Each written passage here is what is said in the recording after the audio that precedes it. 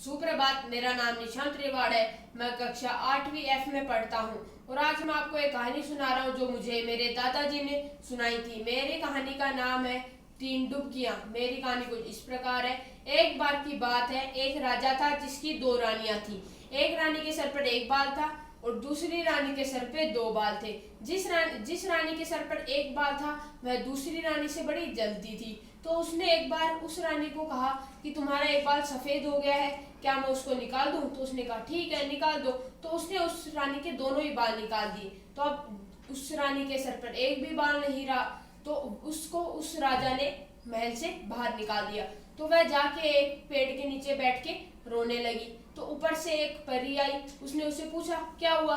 तो उसने सारी कहानी उसको बताई क्या हुआ उसके साथ। तो उस परी ने उसको कहा कि तुम इस तालाब में 3 डुबकियां लगाओ और उसके बाद उसको एक अनार दिया, कहा इसको खा लेना।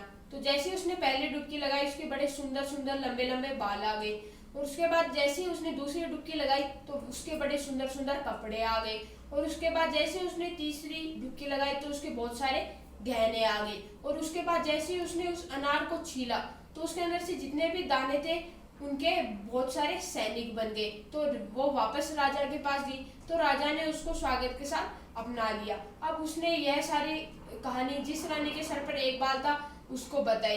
तो उस रानी को लालच आ गया, उसने अपना एक बाल निकाल दिया। राजा ने उसको भी महल से बाहर निकाल दिया। तो वह एक पेड़ के नीचे जाके रोने का नाटक करने लगी। तो वह परी फिर से आई, उसने कहा क्या हुआ? तो उसने भी उसको सारी कहानी बताई।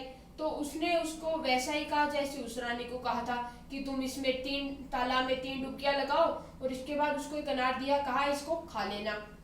तो उसने जैसे ही पहली डुबकी लगाई तो वह बहुत बदसूरत हो गई। जैसे ही उसने दूसरी डुबकी लगाई तो पूरी की पूरी काली हो गई और उसके बाद जैसे उसने तीसरी डुबकी लगाई उसके कपड़े फट गए। तो उसके बाद जैसे उसने उस अनार को छीला तो उसके अंदर जितने भी दाने थे उनके जंगली जानवर बन गए और उन जंगली जानवर ने उसको मार डाला। और इस कहानी से हमें शिक्षा मिलती है कि लालच बुरी बला है। धन्यवाद।